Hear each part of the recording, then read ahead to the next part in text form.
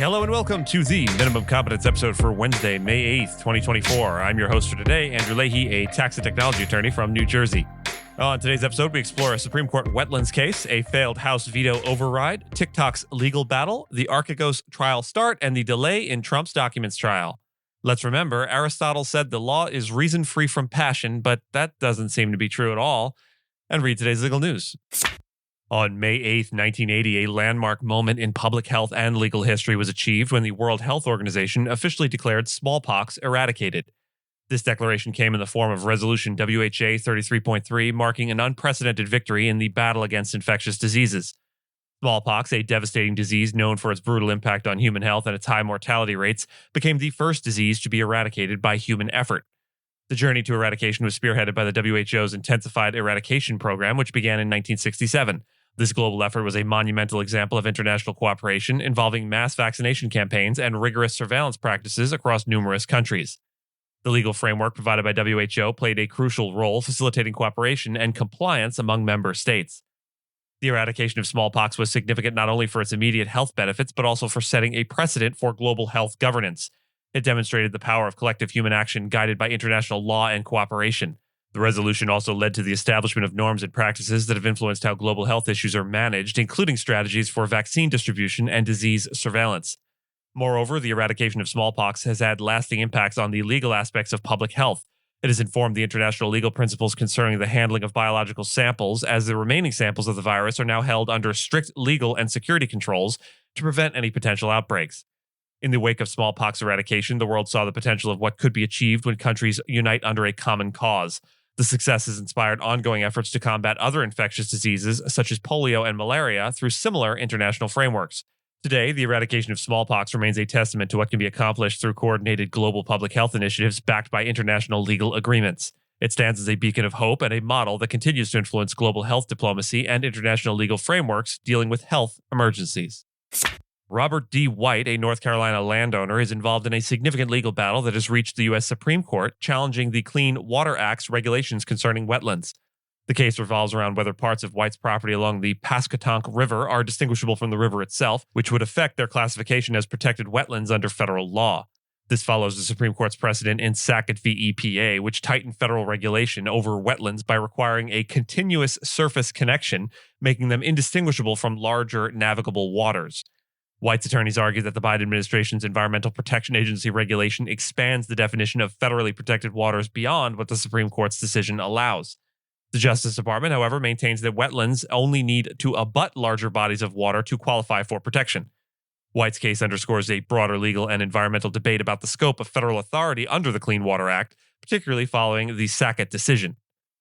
If White's challenge succeeds, it could significantly narrow the scope of wetland protections under the Clean Water Act, affecting nearly all U.S. wetlands.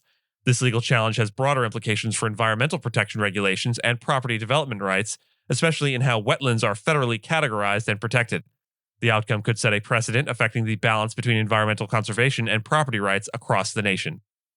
The U.S. House of Representatives, dominated by Republicans, was unable to override President Joe Biden's veto of a resolution aimed at overturning the National Labor Relations Board's new joint employer rule. The vote ended with 214 in favor and 191 against, failing to meet the two-thirds majority needed to override a presidential veto.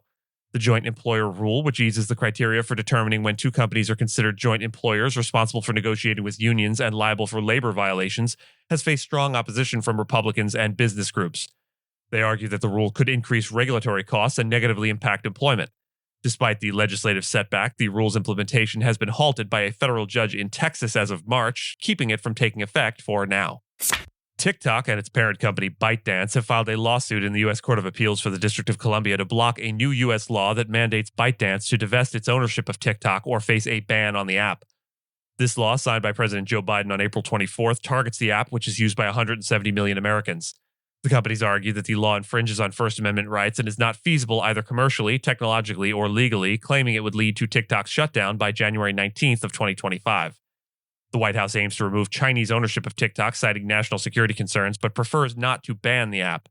The legal challenge is part of TikTok's broader effort to counteract what it views as politically driven campaigns against it, emphasizing its substantial investments in securing U.S. user data. The lawsuit also contends with interpretations of ByteDance's ownership structure and the feasibility of transferring TikTok's operations to a U.S. company, highlighting the technical and logistical complexities involved. This case is a continuation of the long-standing tensions between the US and China over control and security of internet and technology, reflecting broader geopolitical conflicts over digital security and economic power. The trial of Sung-Kook Bill Huang, founder of Archegos Capital Management, is set to begin with jury selection this week in Manhattan Federal Court.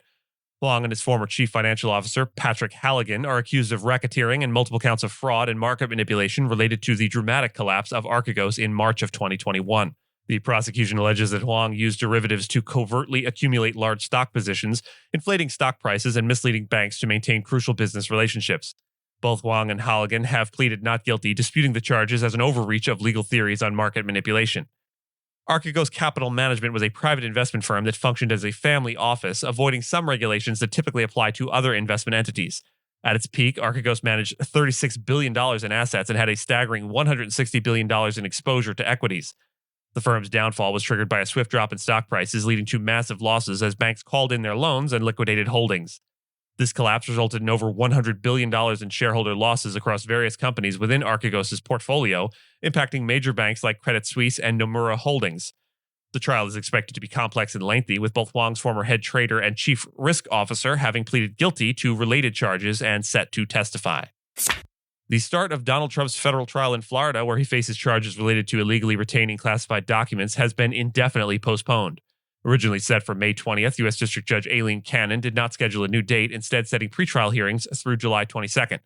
This delay lessens the likelihood that Trump will stand trial before the November 5th U.S. election. Both the prosecution and defense had agreed the initial date was unfeasible. Trump has pleaded not guilty to 40 counts, which include accusations of storing sensitive national security documents at his Mar-a-Lago estate and obstructing the government's efforts to retrieve them. The delay in this case parallels challenges in another federal case concerning Trump's actions related to the 2020 election, where the Supreme Court may grant him some immunity as a former president. Legal experts suggest that the timing of these trials close to the election could lead to claims of election interference. A potential win for Trump in the upcoming election could further complicate matters, as he could influence the continuation of these federal cases as president. Despite ongoing proceedings and other legal matters, including a New York State trial, Trump maintains that all charges against him are politically motivated. And with that, I thank you so much for listening to Minimum Competence, your daily news podcast for lawyers. If you're looking for more than Minimum Competence, links to further reading on all the topics touched on today are in the show notes. Reviews go a long way towards helping new listeners to find our show. If you have a moment, you can leave a rating or review on your podcast player. We'd sure appreciate it. And if you know someone that might be interested in a story we cover, consider sending them the episode. But remember, nothing here should be construed as legal advice, because it is certainly not that. Minimum Competence is available at minimumcomp.com and wherever you get your finely crafted podcasts. If you haven't checked out the website in a while, give it a look. There are complete transcripts and resources for each episode and its corresponding segments, as well as an opportunity to receive new episodes in email, newsletter, form. We'll see you back here tomorrow, and until then, remember, good laws make it easier to do right and harder to do wrong.